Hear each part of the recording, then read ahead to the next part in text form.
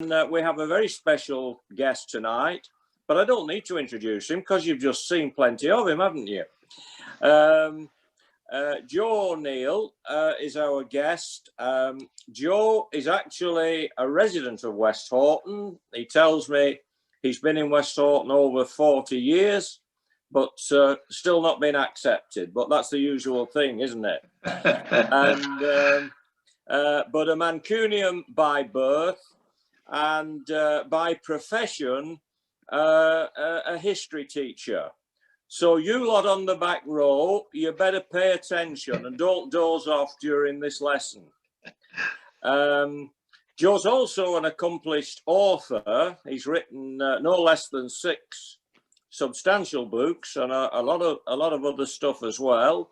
And he's going to focus on one of his books tonight, and he's going to take us 15 miles or so down the road and lead us down into Manchester's Victorian underworld. So take care you don't get into any mischief. So a very warm welcome, please, from West Horton Local History to Joe ONeill. Thank you, Joe. Thank you very much, David. When I was researching this book, obviously one of the things that I gave some thought to was what to call it.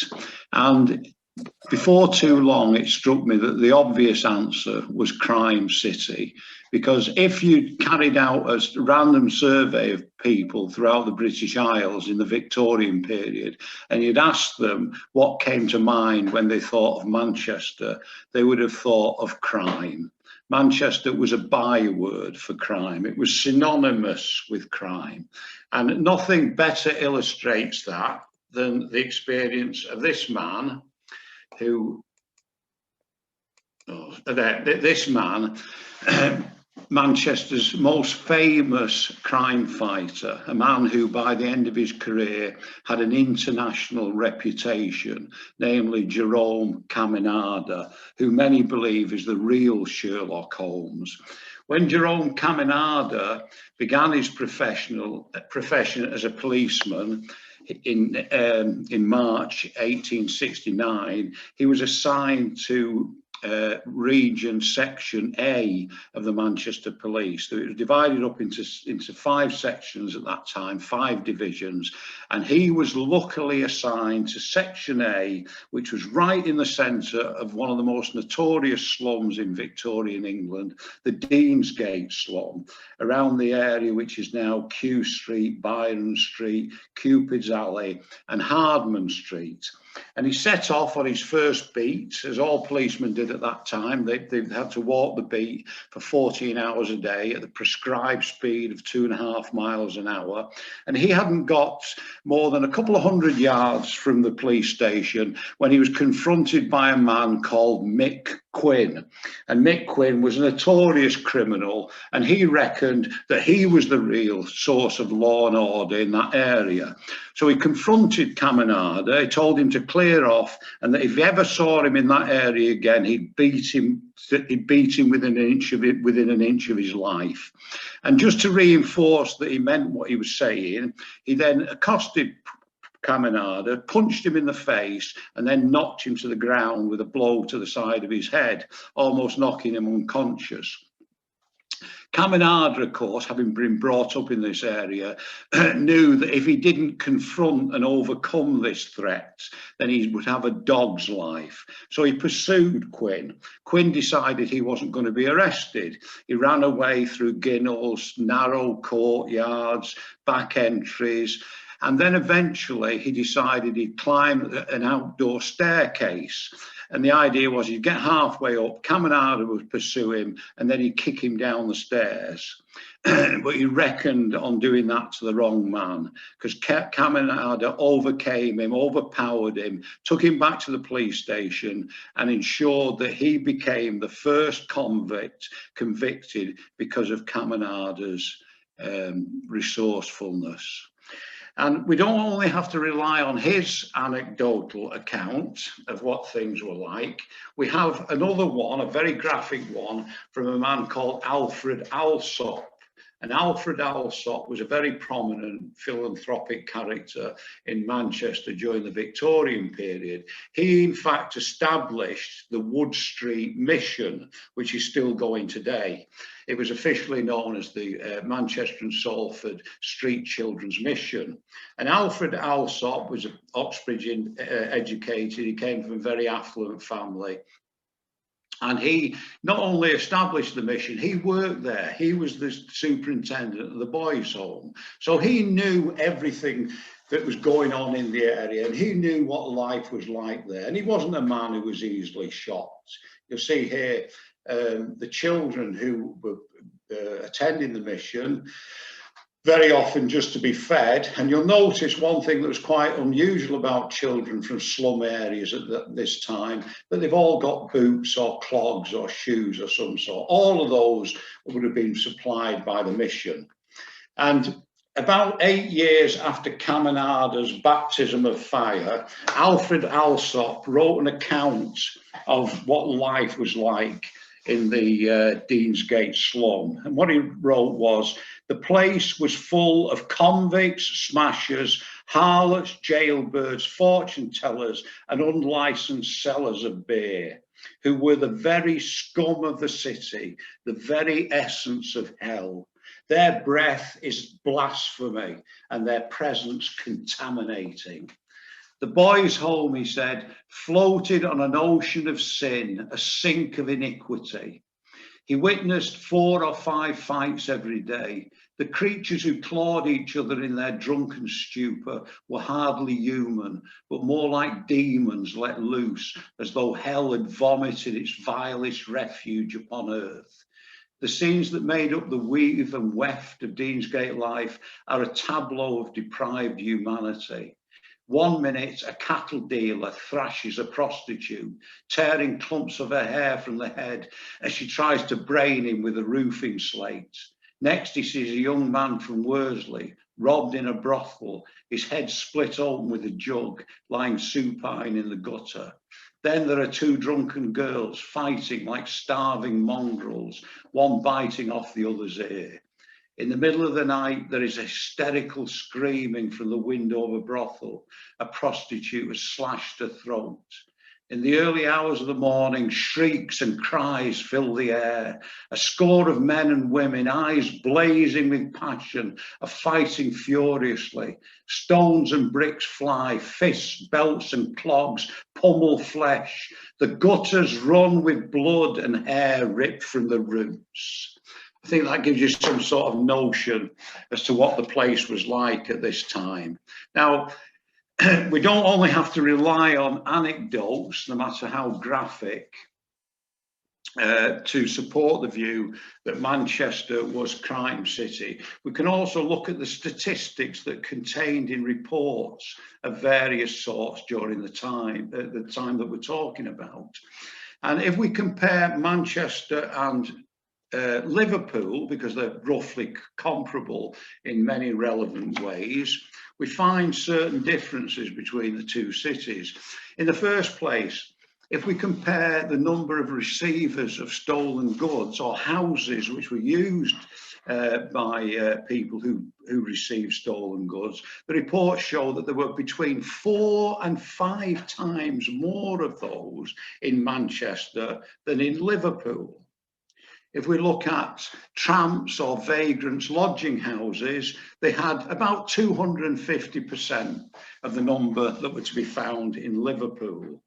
If we look at things like the conviction rate, there's been a lot in the papers recently about the Manchester police's low conviction rate. It's reported to be around 5% now. Well, it was 5% for most of the Victorian period.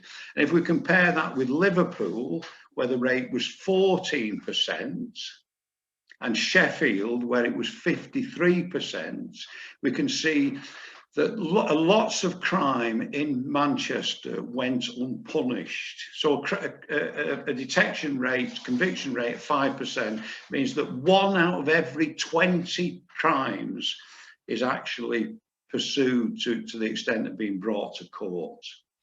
If we look at other factors like the overall crime rate, Manchester's crime rate was 6 times that of Birmingham, Leeds and Sheffield, and it was 4 times that of London. And then if we compare other factors, Manchester at the time had roughly 1/60th of the population of the United Kingdom, yet it could proudly boast that 1/6 of all burglaries that took place in the United Kingdom took place in Manchester. 1/5 of all shop breakings took place in Manchester. 1/3 of what we'd call now muggings, they were called then highway robbery, took place in Manchester. And about 1/5 of the cases of passing counterfeit money took place in Manchester. There's one of the burglars that we'll mention later on who contributed to this crime rate. That's a typical Victorian shop, and of course Victorian shops had lots of their wares in the window and outside, which was a great temptation to thieves. Highway robbery, as we'll see, was one of the things that was most feared by people, and passing of counterfeit money was virtually a domestic industry for lots of the underclass in places like Manchester. Okay, so why did Manchester have this unique proclivity to produce crime? Well, Manchester had a unique crime because Manchester was a unique phenomenon. Manchester was the first industrial city, and it was unlike any other city that existed at the time. Manchester was a great sort of experiment in social life, in how people lived, which was later to transform the entire developed world. But Manchester at this time tore people up from their natural social environment, the places where they had connections to other people, where there were restraints which ensured that they conformed to social norms, and it threw them together into this great cauldron of a city that was in a state of constant revolution. And one of the major factors of that was the unprecedented rapid growth of the city. So the population of Manchester, according to the first census of 1801, was about 90,000 people. And that population doubled in the next 20 years. Then it doubled again by the census of 1851, and it doubled yet again by the first census of the 20th century in 1901, by which time it had a population of 700,000 people, and it was second only to London and Glasgow. And the thing was, this population was not a normal demographic. So 55% of the population of Manchester for most of this period were immigrants, and people who were torn up from their natural social environment tend to be disproportionately inclined towards crime. And most important, even more important than that, was the fact that 70% of the population of Manchester during this period was under 21. And crime, by and large, is a young man's occupation. So you had a perfect combination of things which were going to make Manchester uniquely criminal. Well, this criminality didn't just float about in the ether. It was connected to, or was based on, 6 pillars, which were the foundations of the criminal fraternity of the city. And each one of these things was an indicator of crime. So where you get poverty, you get crime. Where you get rookeries, as they were called at that time, slums, you get crime. Where you get lodging houses, you get crime. Where you get lots of pawn shops, you get crime. Where you get a certain type of workhouse, you get crime. And most important of all, where you get pubs, you get crime. Pubs were the real universities of crime, not the prisons themselves. So if we look at the first one, for instance, poverty. In 1840, Manchester was the poorest city in the United Kingdom. And for most of the 19th century, the average income of an unskilled labourer was below the income required for subsistence, as they called it then. And what that meant was the average unskilled worker didn't earn enough to provide for food, shelter and clothing to the extent required to maintain his health. And that was the case throughout the 19th century. A rule of thumb by which we can estimate the extent to which poverty is prevalent is the life expectancy. So even today, Manchester's got one of the lowest life expectancies in Britain. The average life expectancy is about 82. In Manchester, it's 79 for women, and it's 79 for women, sorry, and 74% for men. Now, in 1840, at the beginning of the Victorian period, the average life expectancy in Britain was 40. The average life expectancy in Manchester was 24, and the average life expectancy in one part of Manchester we're going to look at in a moment, Ancoats, was 20. And in another part of Manchester, a famous or infamous slum, Little Island, the average life expectancy was 17. Only 1 out of every 3 children born in Ancoats lived to reach the age of 5. So poverty in Manchester was very, very prevalent, and it was very severe. That's Ancoats, an area which was bedeviled by TB, cholera, and every possible sort of industrial disease known to man.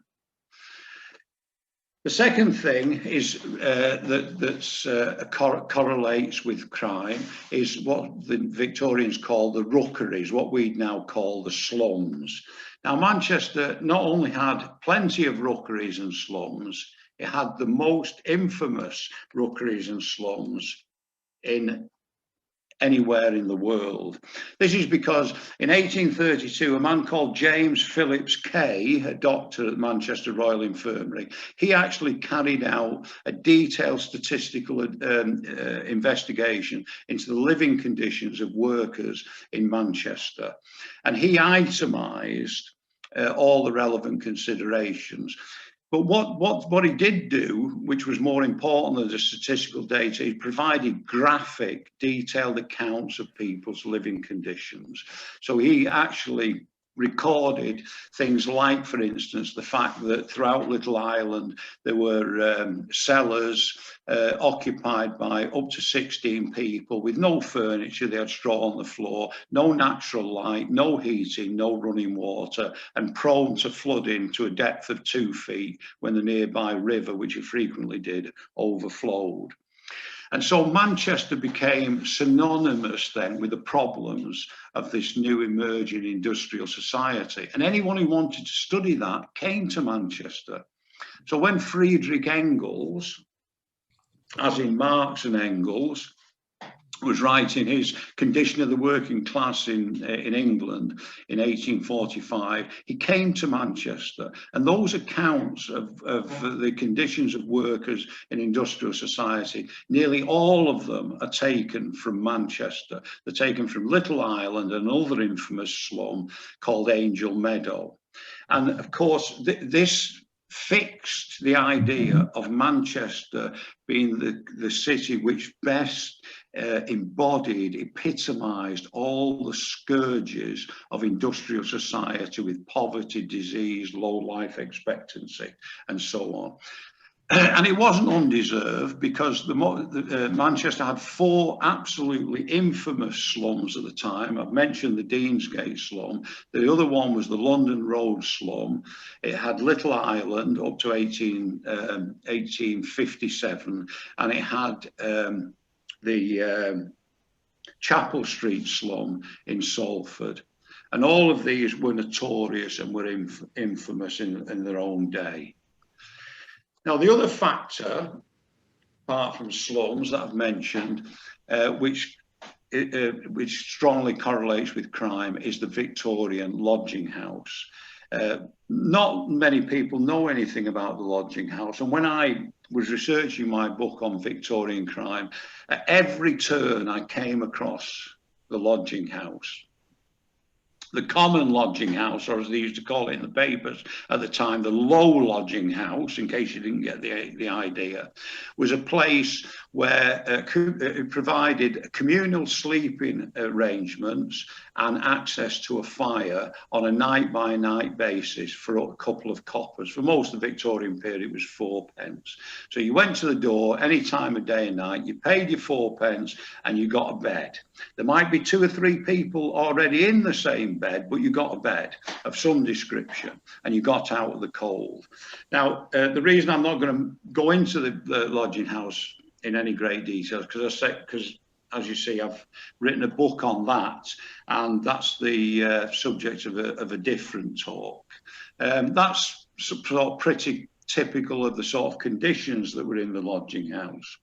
And lodging houses came under the scrutiny of the public, particularly in 1888, because of the Ripper murders. 2 of the victims of the Ripper, Polly Nichols and Annie Chapman, were evicted from lodging houses because they didn't have the 4p to pay for a bed on the night that they were murdered. And for a brief time, there was a lot of interest in them, but then it disappeared. And as I say, when I came to do my research on it, I couldn't find a single book that was devoted to the history of the Victorian lodging house. As I'm not going to go into in detail, I'll just give you one quote from a man called Henry Mayhew. You might have come across Henry Mayhew.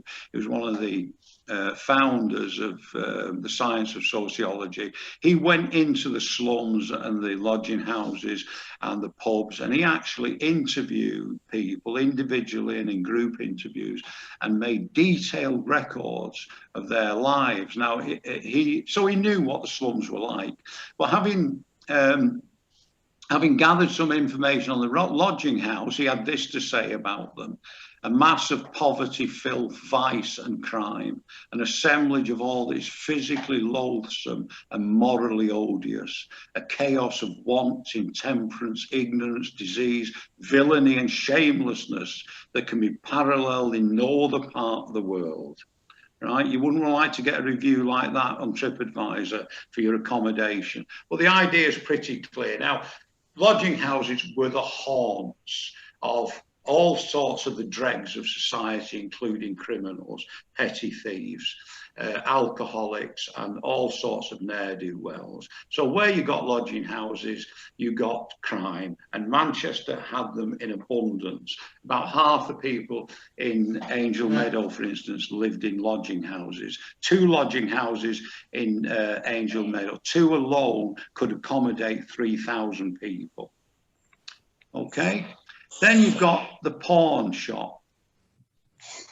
All right, the pawn shop was absolutely central to the survival of working class areas. As I've said, most people didn't earn a subsistence wage, so they ran out of money before they were due the next pay packet, if of course they were fortunate enough to be in gainful employment. And so what they had to do was they had to acquire cash from their most valuable assets. Now, the most valuable assets of people at that time were usually items of clothing, like a suit of clothes or a pair of boots. But the beauty of the pawn shop was that they would give you something in the form of a loan on virtually anything. As the century went on, the pawn shops became more and more regulated by the government and more under the surveillance of the police. But apart from the official pawn shop, and this is why this photograph's, I think, so wonderful, apart from the official pawn shops, which are regulated, there were a whole raft of other unofficial establishments that would take anything. They would give you a penny loan on a cracked saucer or a cupful of used lard. They would give you something for it. And these were often called dolly shops or marine stores. Or there were people like the rag and bone man, for instance, who would give you something for any item, virtually any item. And of course, in the 19th century, most people all the time wore second-hand clothes. So there were masses of second-hand clothes dealers around, and they would give you something. Very often they would buy the clothes, but a lot of them also were prepared to lend money. on second-hand clothing. So what have they got to do with crime? They're the obvious means for an unprofessional, naive criminal to turn whatever he's stolen into money. And they were in great abundance throughout Manchester. Most of the 19th century, there were upwards of 300 pawn shops, that's the official ones, and no doubt thousands of unofficial ones, which were the destination for lots of stolen goods. Right. The other thing, I understand you had a talk recently on the workhouses. One of the things about the workhouses was they provide, every workhouse, as you know, I'm sure, was compelled to provide what was called a tramp's ward, and this was for itinerant population, people who turned up. They didn't have any settled position. They really had no entitlement to any accommodation other than the bare basics, which were a bed and a meal. And the idea was that they would stay there for 1 or 2 nights at the most, and then they would be turned out again. Now, lots of these people, this itinerant population, as I said, were petty criminals. There were a lot of them were alcoholics. A lot of them lived right on the fringes of society. And when they travelled around the country, they didn't just wander around at random. They tended to focus on places where they would get indiscriminate charity. And unfortunately for the residents of Manchester workhouses got the reputation up to 1875 of being an easy touch. And despite the fact that technically they weren't allowed to give outdoor relief, a lot of them did. If someone turned up who was troublesome and they could give him a minimal amount of money to get rid of him, it was in their interest to do that. And there were 4 workhouses in Manchester for most of this period. This is Crumpsall Workhouse, which was one of the biggest in the country, which could accommodate 3,000 people. This is Prestwich Workhouse, which when it was opened, provided conditions which were on a par with those of middle-class housing and accommodation at that particular time, the 1870s and 1880s. A lot of the ratepayers were up in arms. They said that this was in fact providing accommodation for paupers that was fit for kings. And the other one is the New Bridge Workhouse. The New Bridge Workhouse, well, the graveyard for the New Bridge Workhouse stood on what's now Victoria Station. And the other workhouse was the one in Chorlton in South Manchester. Okay. Then we have pubs. As I said, pubs were inextricably linked to crime. Just to give you a couple of statistics, half the people who were arrested in Manchester in 1870 were drunk. That doesn't mean they were arrested for being drunk. If they arrested people for being drunk, half the population would have been locked up all the time. It meant they were drunk and they were posing a threat to personal someone's person, or they were posing a threat to property, and they wouldn't take a warning. Also, half the victims of crime in 1870 were drunk as well. So from both sides of the equation, drink was a big factor.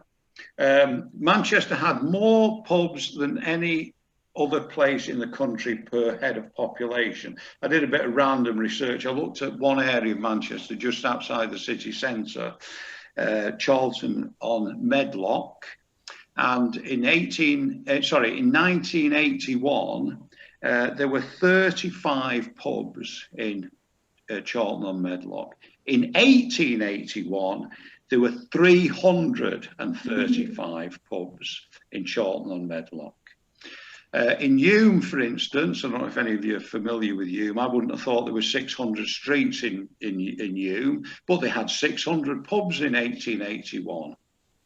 Lots of pubs were like this. There was literally a pub on every street corner. And to give you a concrete example of how they were associated with crime, in 1 year, 1870, 200 landlords were summoned to court and prosecuted for allowing their pubs to be used by blatant prostitutes. And the following year, 1 in 10 of all landlords were prosecuted for allowing their premises to be used by blatant criminals. So criminality in the pubs were inseparable during this period. Okay. Now, one of the things that was also unusual about Manchester criminality was that if you imagine each of these circles being a category of crime, so the inner circle is the professional, elite, full-time criminal who never works, never does any honest labour. He's a full-time professional criminal. And as you go out, they become less and less professional. One of the things about Manchester was that the outer circle was far bigger than in most other cities. So you had a population who sometimes were in gainful employment, but when there was no gainful employment available to them, would drift into crime. So there was this large group of people who were, if you like, part-time criminals, and they supplemented the hardcore of professional criminals. Okay, let's look at some of the criminals. This is one, a very famous criminal, a man called Bob Hodges. Bob Hodges was described by Jerome Caminada as the most accomplished and desperate criminal who ever walked the streets of Manchester. That's some accolade, because he had lots of competitors for that position. And one of the things that distinguished Caminada was that, distinguished Bob in Caminada's eyes, was that he was one of the few people who threatened to kill him. I'm sure that happened to him every day, but Caminada actually thought that Bob was just the sort of man to carry out that threat. He had, like most notorious criminals, he started off at the age of 13. By the age of 13, he was completely out of control. He was the original feral youth that we hear so much of today. And by the end of his teens, he served 2 lengthy prison sentences. When he came out of prison after his second sentence, he immediately reverted to his criminal activities. And amongst his offences was the theft of several gold watches worth many hundreds of pounds. Caminada tracked him down, brought him to court, had him convicted, and he was sentenced to 7 years in prison. When he came out of prison after 7 years, he reverted to kind. He started carrying out burglaries. He specialised in burglaries. He carried out one burglary with an associate called Long Dick. And when the 2 of them were confronted by 2 policemen, he floored the 2 policemen and fled. Long Dick was captured, but he thought it wise not to mention the fact that Bob had been involved. Later on, the police got tip-off that Bob was hiding in a house in Gould Street. And so they raided the house early in the morning. Bob was upstairs, he was in bed, he heard the racket downstairs, got out, put his trousers on, he had nothing else on, realised what was happening. It was a back-to-back house. The only way out was through the front window or the front door.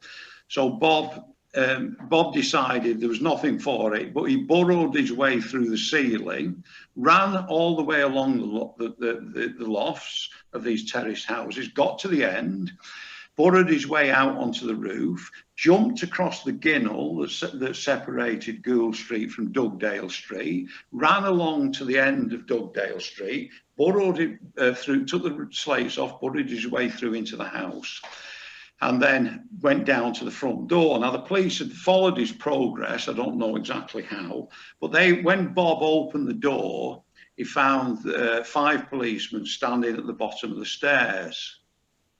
So the only thing for it was for Bob to take a running jump over the heads of the policemen and to outrun them all in nothing but his trousers and his bare feet and a pair of braces. While he was on the run, he carried out 2 major crimes, the most important one of which involved him robbing a mill. It was the day before payday. Bob managed to make off in a wheelbarrow with the safe, which weighed 450 pounds and contained the wages for the whole mill of 600 pounds. He got away with that. And then he was in the process of burgling a shop in Redford Street in the centre of Manchester. Again, he was interrupted by 2 policemen. He opened the door, poleaxed the 2 policemen and started running away. The policemen set up a hue and cry. They chased him. Members of the public chased him. He ran towards Exchange Station Approach, as it was then. And many of you will know the River Irwell runs between the road and the station. There's a bridge that joins both sides together. Bob dived into the River Irwell, swam along towards Chetham School. There's a water, the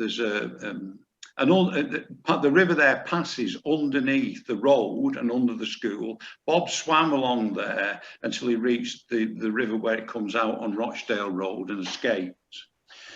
Eventually he was captured. He served 7 years. While he was in prison, he stirred up a riot. In order to subdue him, the warders had to shoot him 3 times. Bob's main concern, however, was that the prisoners didn't support him sufficiently. So when he got out after serving his 7 years, he tracked them all down and beat them up one by one. The next time he comes to light, he was robbing a shop on Rochdale Road. Again, he was interrupted by 2 policemen. He shot them both and left them teetering between life and death for some time. He then decided to lie low. He hid out in Liverpool. Caminada staked out his wife's house, Little Ada, and followed her to Liverpool and captured Bob. And his sentence, an indefinite sentence, meant that he died in prison. Manchester also had subtler criminals, conmen of various sorts. One of the advantages of doing the research for this book is you find that any scam has always been done by somebody before, usually about 100 years before, but it doesn't stop people trying again.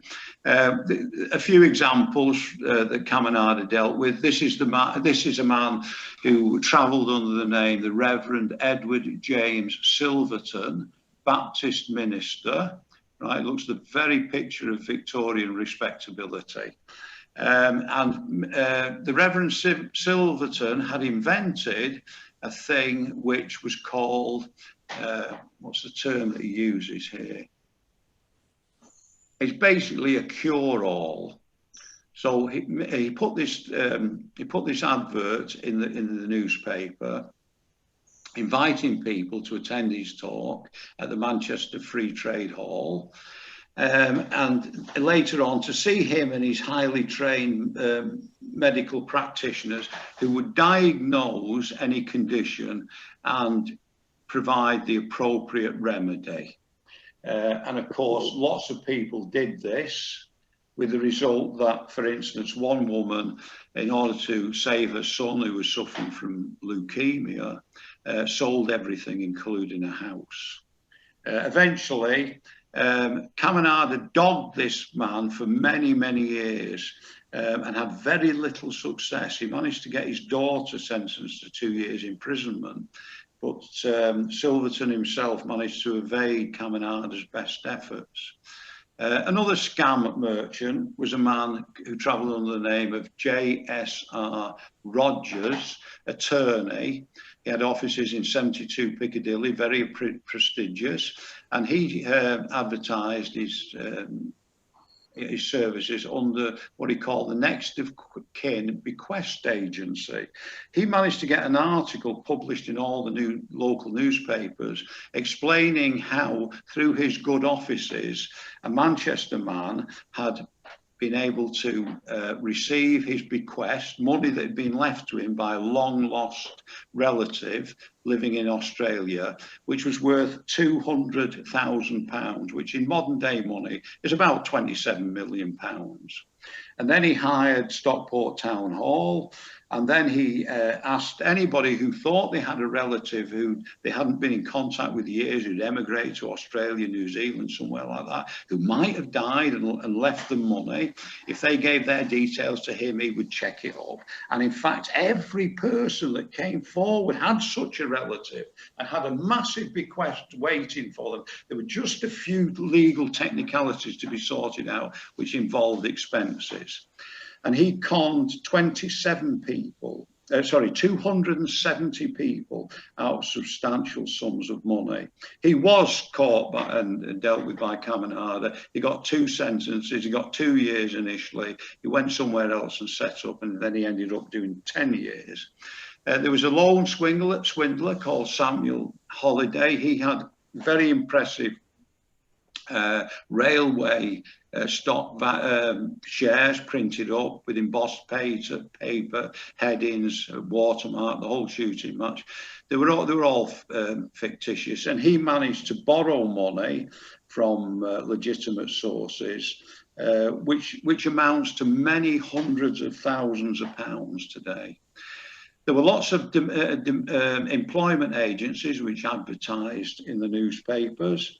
One of them in particular was run by 2 old ladies who set themselves up in an office in Princess Street in Manchester, 2 middle-class ladies. They took £1 off people who they would provide with employment. There was no employment, of course. They stole £700 off people. There were all sorts of lottery scams, one of which Caminada mentions in his memoirs. He traced the operator to a place in Toxteth. He'd fled, but he'd left behind £3,000 worth of furniture. Anyone with any sense would have known that it couldn't be legitimate if it was coming out of Toxteth. But anyway, people were fooled. Then there was the Employment, Emigration and Aid Society. This was run by a man called Walter Hamilton. Lots of people emigrated. Lots of emigration was supported and sponsored by the church, by trade unions and various philanthropic societies. The difference between these legitimate systems and Walter Hamilton's was that he would provide people who emigrated with capital to set up their own business. And he employed a whole batch of people who were under the impression this was a legitimate concern. When Caminada tracked him down to his address, he went there and found that he was living in digs, that not only had he not paid the landlady her dig money for several months, he'd absconded with her daughter. Well, eventually he caught up with him. He got 5 years. And later on, when he set up again, he got 10 years. There were all sorts of bogus charities as well. There were lots of people, well-off people, who were looking for charities to support. And a man called James Chadwick, he set up a ragged school in Canning Street in Manchester. It had a prospectus, it had accounts, it had annual reports, but it didn't exist. And Caminada caught up with him, and he got a lengthy prison sentence. I've mentioned Caminada several times. I won't tell you a great deal about him because that's a separate talk, but he was, he's widely regarded as a real Sherlock Holmes, but he was more than that. He was Dirty Harry, he was Dixon of Dock Green, he was every possible fictional detective rolled into one. He was an absolutely remarkable man. He's a bit like someone else I'm going to mention. There's nothing you could invent about him that exceeds the truth about him. When he retired, he had an international reputation, and the reason why he got his national reputation was because of this particular case. This was the case that made him famous, that took place in 1889. It became known as the Manchester Cab Mystery.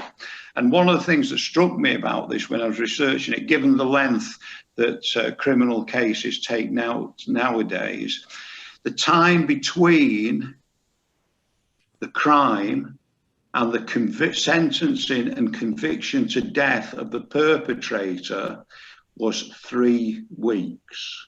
And that was all down to the masterly work of Jerome Caminada.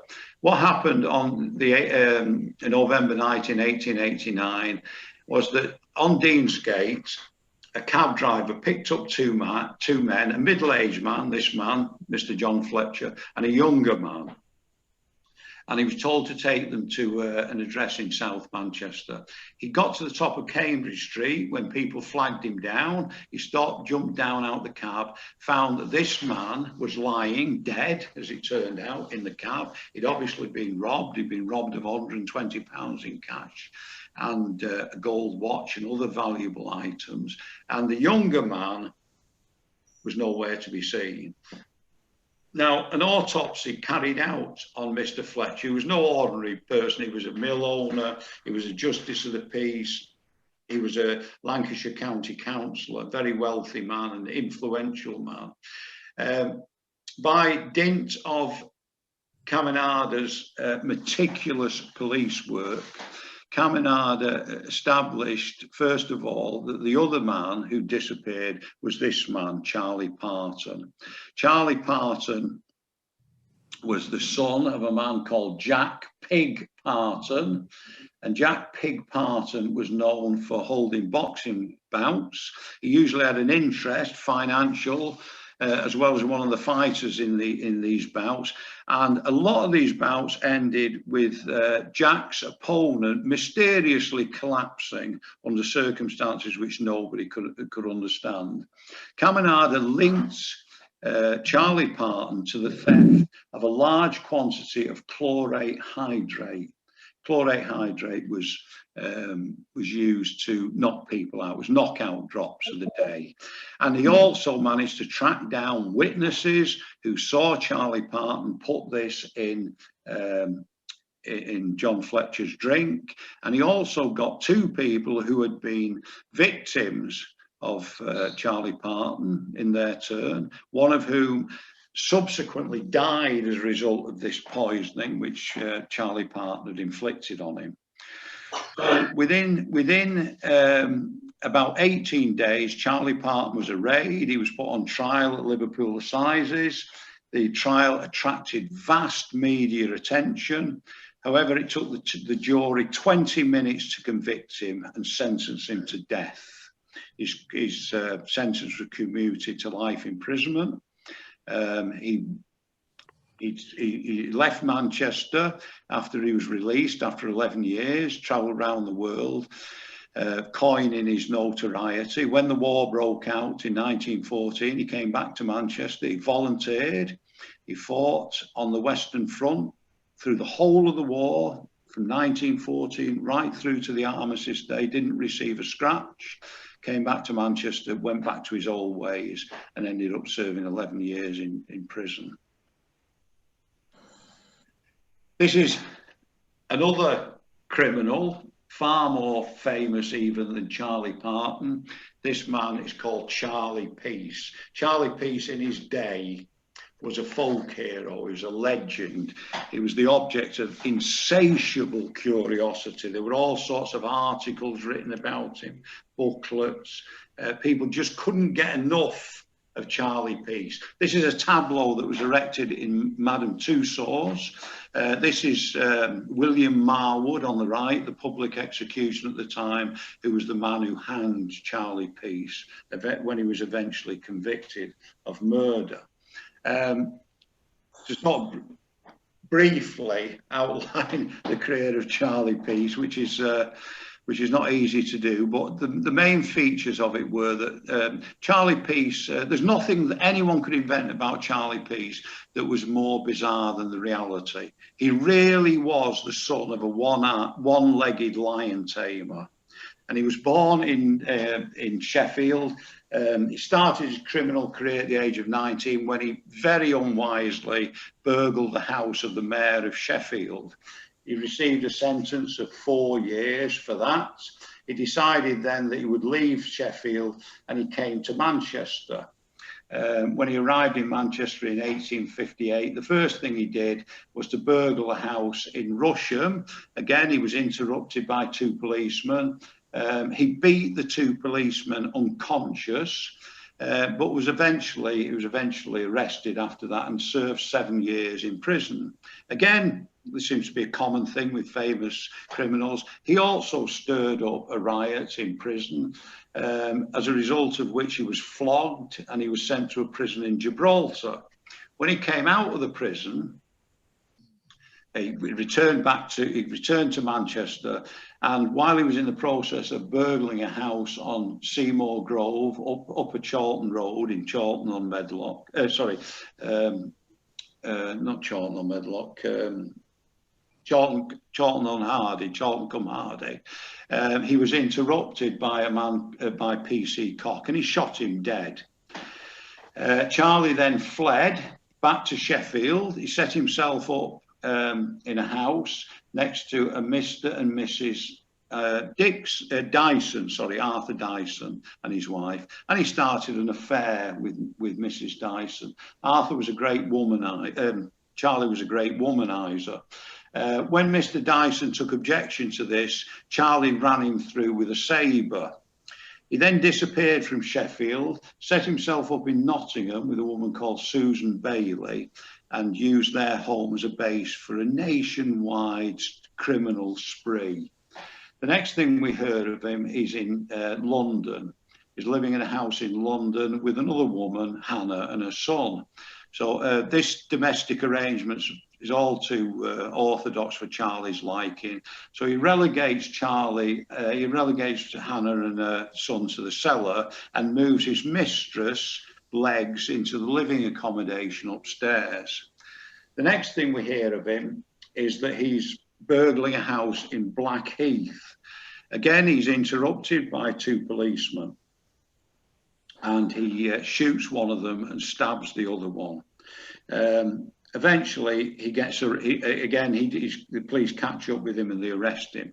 While he's arrested, and he's been prosecuted for the robbery of the house in Blackheath, Legs, now having no income from Charlie, decides to take advantage of the reward of £100 that's offered for information leading to the arrest of anyone, of the person who killed Dyson in Sheffield. So she informs on him. They take him back to Manchester, where he's tried and he's convicted and he's sentenced to death. But Charlie didn't lose his ability to create interest and intrigue, because just as Marwood put the noose around his neck and the chaplain prayed that God might have mercy on his soul, Charlie said, "Don't worry, I know where I'm going." Wonderfully cryptic remark. Another group of criminals who bedeviled Manchester for the best part of 40 years were known as the Scuttlers. There's actually a pub in the centre of Manchester called the Scuttler. The Scuttlers were street gangs. The most famous of them was a man called Hilliard. Hilliard appeared in court on a regular basis with a whole variety of charges for violence. His chosen weapons were a belt which had a buckle on it, a brass buckle on it, big enough, if wielded correctly, to fracture someone's skull, and a 12-inch butcher's knife. The Scuttlers were basically street gangs. They were based on localities, sometimes an area, but usually a single street. They had a distinctive style of dress. They had They wore a peak cap. They had the hair usually plastered down over the right eye. They wore a muffler, and the mufflers were designed to distinguish people from various gangs, distinguish them from other gangs. And the most distinctive thing they had were what we call bell-bottom trousers, narrow go-wides they were called at the time, and clogs with steel or brass tips. And they had a variety of weapons, everything from iron bars to sabres, as I've said, lumps of wood with nails driven through them, and knives of various sorts. These are some of the scuttlers who were arrested. You notice they've got different mufflers from the others that we saw. There you can see more clearly the trousers and the peak cap, and you can see the belt. The character is sitting down at the front on the left-hand side. You can see the belt displayed over his leg, and they're two other scuttlers from the time. The most famous bunch of scuttlers were the Bengal Tigers, right? And they, again, I'm not going to a great deal about this because I do another talk about the scuttlers. There was not a day passed without somebody who was seriously injured as a result of one of these fights turning up at one of the hospitals in Manchester. Yet, remarkably, there were only 5 people killed as a result of scuttler activity during this whole period. 2 incidents, which give you some idea of the scale of violence, took place in the 1890s. When various scuttlers, first of all, the Bradford gang invaded Gorton, and as a result of that, 11 men were sentenced to 9 months hard labour. And then later that month, in October 1890, the Holland Street gang invaded Newton Heath, and other gangs decided they'd get involved, and in total between 500 and 600 people were fighting on the streets of Newton Heath over a period of several days. And one reporter who'd also reported on the Franco-Prussian War of 1870 described the area as looking like a battle zone. That's a map of Manchester at the time, and each number represents the location of one of the scuttler gangs of the period. And you can see they're all clustered around the inner city, the industrialised working class areas of Manchester as it was then. And every area had a gang. So what it meant in effect was that it was virtually impossible to move out of your area without crossing the territory of another gang. And crossing the territory of another gang was justification for them attacking you. Okay, so we've got to say something about murderers. The first woman to be executed in strange ways was a woman called Mary Ann Britland. Mary Ann Britland turned up in Ashton in Makerfield in 1894. She had no history, she never spoke about anything that happened before. She never spoke about where she came from. But she was a very friendly, well-liked woman. She was very happy with her new house. The only problem was that she was overrun by mice. So she frequently had to make recourse to the local hardware shop to buy big quantities of Harrison's vermin killer, which was a mixture of arsenic and strychnine.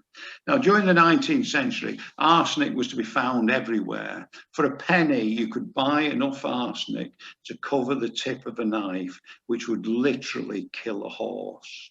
People used it for all sorts of things, to keep vermin down, but also to treat horses for ticks, and horses were everywhere at the time. But it was also used as a medicine. And the beauty of arsenic from the point of view of the murderer is that the symptoms that it caused in the victim were almost identical to those caused by Asiatic cholera, which was very common. It killed Prince Albert, for instance. So Mrs. Britland hadn't long been in a house when she had two daughters, two teenage daughters, and a husband. One of the teenage daughters, Elizabeth, died. And then 7 weeks later, her husband died. Her next door neighbours, the Dixons, were so full of sympathy for Mrs. Britland and her remaining daughter, they invited them to live with them. And before long, Mrs. Dixon died. Eventually, when she was charged, and the only reason she was charged was because one of the neighbours was suspicious, when she was charged, she denied everything right up until the day of her execution, when she admitted that she had poisoned the 3 people for whom she was convicted. But there was a backstory. There's lots of other people that she'd been involved with before she came to Manchester who died under mysterious circumstances, and the authorities thought it better not to look into those things. She died, she was hanged in Strangeways Prison. The first man to be hanged in Strangeways Prison was a man called Michael Johnson. He was hanged for murdering a barman in a pub on Regent Road, the Cambridge Inn. He was evicted from the pub. He didn't like it, so he went home and got a knife. He came back, challenged the landlord. Patrick Nerney was the barman who was working there. He was a very conciliatory, very present, well-liked man. He went out to Johnson to try and pacify him. Johnson stabbed him, and Patrick Murphy bled to death. Okay, what about the police who had to deal with all these people? Well, as it says there, a policeman's lot is not a happy one. That's a picture of Sergeant Charles Brett. He was the first policeman to die in the course of his duty in Manchester in 1867. And he was a very upstanding model of integrity, very decent and conscientious man. The problem was that lots of his colleagues were not in the same category.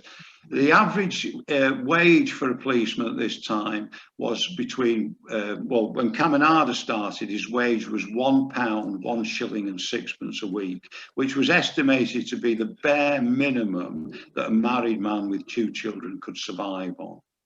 In return for that, he had to work 14-hour shifts. He got 1 day's rest every fortnight. He got paid holidays of 4 days a year, and he got his uniform free. It was not a very attractive job. And so the only sort of people who would join up would be unskilled labourers, and they would only join when there was a depression in trade. When there was an upturn in trade, it was possible to get better employment. They would, generally speaking, leave and get a better paid job. The result of this was that the turnover policemen was about 30% per annum. So policemen were not really equipped to deal with the level of criminality that they confronted. So it's hardly surprising that they fought a losing battle during most of this period. Nevertheless, towards the end of the 19th century, crime did decline significantly in Manchester, and there are basically 4 reasons for that. The first one is the great slum clearance scheme of the 1870s. Places like the Deansgate slum, the London Road slum, those areas were demolished, they were swept away. The Little Island was swept away for the building of the Oxford Road station in the mid-19th century. And so the habitat of criminals, the breeding ground of criminals, was to a large extent destroyed. During the 19th century, as Britain became a great industrial power, better jobs with better income, better conditions, and far more stability started to appear.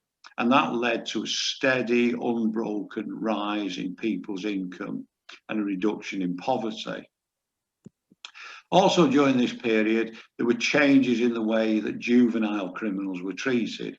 So this, for the first time, we had what was called industrial schools. One of the most famous industrial schools, which was visited on its opening by Charles Dickens, was in Swinton. There were famous industrial schools in Ardwick Green, for instance. And what they did was they took children who were likely to fall into crime, and they provided them with some stability and training, and made them and equipped them to find gainful employment. Lots of them, in fact, went into the army, lots of the boys, and lots of the girls went into domestic service. And the most important thing of all which reduced criminality was the development of the culture of respectability. During the 19th century, lots of decent working class people aspired to be respectable. And to be respectable meant many things. It meant that you didn't get drunk every night of the week. It meant you didn't fight in the street. It meant that you were clean and you kept your children clean, you kept your home clean. And most important of all, it meant that you were not involved in criminality of any sort whatsoever. And this became an aspiration of the vast majority of working class people during the 19th century, and had a dramatic effect on the crime rate. Okay, thank you very much. Well, Joe, that was absolutely, well, breathtaking. I think that's the first word that comes to mind. It will look like good. The statistics that you threw at us there, wow, really wonderful, and we can certainly see how there's a book or two or three in you. And so I'm sure there may well be some questions. So can we? Well, can I hog the screen and ask the first one? Right, surely, yes. How clearly you've got a hero here that led you into this book, yes. Mr. Caminada. Yes. How did he sort of end up his career in the hierarchy of the Manchester Police? Right. What did he become an early James Anderton, or? No, he didn't. He never got to the stage of what we call management now. The likes of they used to call them the head constable then, and the deputy head constable, what we call the chief constable nowadays. He never got to that stage at that time, because invariably in Victorian society, people like that were retired army officers. And he didn't have that background. He was actually, this is one of the things that's so amazing about him. He was actually born in the slum that he first policed. He was born there. Really? He was the son of an Italian immigrant and an Irish mother. And he was educated by the nuns. And he was a devout Catholic all his life, and he was a man of unbelievable principles. He was what? Sorry. He was a man of unbelievable principles and integrity. I mean, he was. He didn't believe in moral relativism. He knew that certain things were right and certain things were wrong, and he was going to enforce those things and stand by those standards. But he was a man of great compassion as well, and he did some very, very remarkable things in his life. I mean, for instance, one of the Scuttlers who was sentenced to death was a 16-year-old boy called William Willan. And when he was sentenced to death, he stood in his bare feet in the courtroom, and when the judge passed sentence of death on him, he reached out to the judge and he cried out, "Please, master, don't kill me." And Caminada went to visit him in the death cell, and he met there his mother. And his mother pleaded with Caminada to do whatever he could to save his life. And Caminada admits this. He said he'd never been in the death cell before, and he saw this little boy there, and his heart bled for him. And he actually started a campaign in order to get the death sentence commuted to life imprisonment, and he succeeded in doing that. He was an incredibly, I mean, the stories about him are just, I mean, just one little thing, for instance, in his memoirs, he happens to turn up. He doesn't tell you why, of course. He happens to turn up just as the robbers are splitting the loot. He descends on them, arrests them all. This happens time after time after time. Now, the reason why he did that was because he had this network of informers. And of course, it was absolutely important that these people weren't discovered to be informers. So what Caminada used to do, apparently, was he used to go to the church, the Hidden Gem, St. Mary's, Mulberry Street. Oh, yeah, yeah. I know that. Yeah, he went there and he sat, without the lights being on, he sat in the back row. He actually sat in the pew there in the darkness, and his informants used to come in and kneel behind him and whisper information into his ear. Wow. Right? No Hollywood director could make that up, could they? No, incredible. He was an absolutely wonderful man, and he was, I mean, he started off, he had absolutely nothing. He came from an impoverished background. He made something of himself. He made himself, at the end, he had quite a substantial property portfolio. His books were bestsellers in the day, and he had an international reputation. And the thing was, he did that without revealing the whole truth of his career, because towards the end of his career, he worked for MI5 and he tracked people on behalf of MI5 and infiltrated their organizations as far afield as America. But he wasn't able to divulge that at the time. Could I ask a question? Of course, yes. Yeah, I've been researching a highway robbery and murder in Standish near Wigan. Right. It's great because the criminal gang that responsible actually came from Manchester. Oh, I can't believe that. I can't believe that. Possibly, well, it was described, I think it was Ackroyd Street, lived in a cellar in Ackroyd Street near Piccadilly. Yes. Which might be, I suppose, Ancoats probably arguably cover that, might cover that. But yeah, so this gang, they travelled around, so they were based in Manchester, but they came out to Wigan, Bolton. So is that common? Yes. You know, I was going to say, that's very common. If you look at the criminal, I mean, for instance, just that sketch I gave you, Charlie Peace. If a criminal became well known, as he would do if he was a career criminal and notorious, then it was very difficult for him to operate in, say, for instance, Manchester, where he was well known. So what they would often do is they'd go to somewhere like Liverpool, and when the police got to know them in Liverpool, then they'd go to Leeds or Sheffield or Birmingham. So very often you find that they've been convicted of these offences all over the country. And of course, a large percentage of petty criminals were part of this floating population that ended up in lodging houses in different parts of the country. So it's very, very common, that sort of thing, yeah. And of course, this particular case was the 1840s, when transportation was the sort of, you know, was the punishment. I mean, do you think, obviously that was back, you know, that was you know, ceased for a whole load of reasons, but in the area you're describing, that, you know, transportation had ceased. Do you think that was the sort of loss of a deterrent? The fact they weren't, you know, shipped off. Yes. You know, most people never came back, if at all. I mean. That's right. Well, this is one of the problems. I mean, I didn't go into this, but through reading the memoirs of criminals and church chaplains, prison chaplains. So these are people who actually spoke to the criminals, and the memoirs, of course, are their recollections. prison was not a deterrent. The only deterrent that's mentioned time after time after time is being flogged. That was one thing that criminals were terrified of.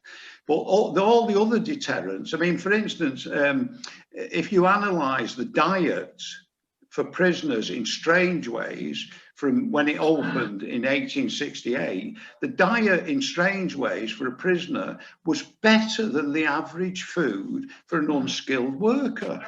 There's no doubt about it. He got 3 meals a day. You know, lots and lots of people who were unskilled labourers in Manchester might have had periods of unemployment where they had absolutely nothing coming in at all. I mean, I don't know if you've read, I'm sure a lot of you have read, the Ragged Trousered Philanthropist. Yeah, have you come across the Ragged Trousered Philanthropist? It's written by the author on the book title. It said it's Robert Noon, and it was written by, he was an Irishman, and he died in the workhouse in Liverpool. But if you remember, he was a skilled craftsman. He'd done an apprenticeship as a decorator of 7 years, and it's written during the and yet, when there was a downturn in trade, he was laid off and he fell into destitution. And he had a wage far above subsistence level. Now, if you were living on subsistence level week by week and then you're laid off, you're immediately plunged into destitution. And you don't get 3 meals a day. Whereas in prison, you got your 3 meals a day. And the living accommodation was superior to that of most working class. I mean, it was only in 1870 that middle class houses had running water, internal running water and plumbing. So life in prison, I mean, it sounds terrible to us nowadays, but from a purely material point of view, it wasn't a punishment for most people at that time. And transportation as well. Lots of people wanted to emigrate at that time, but they didn't have the means to do it. They didn't have the price of the fare. Lots of these people, for instance, that were being defrauded by the Emigration Society, for instance, were in that position. You know, this society offered them the cost of the fare for a small consideration. And that's why so many people were taken in by that at the time. So there were, in terms of deterrence, there was very little that was functional, that was effective at the time. Well, I'm sure everyone has really found that. Well, I found it absolutely gripping, and I'm sure I wouldn't be on my own. And I have a feeling that we might be listening to you again at some point, Joe.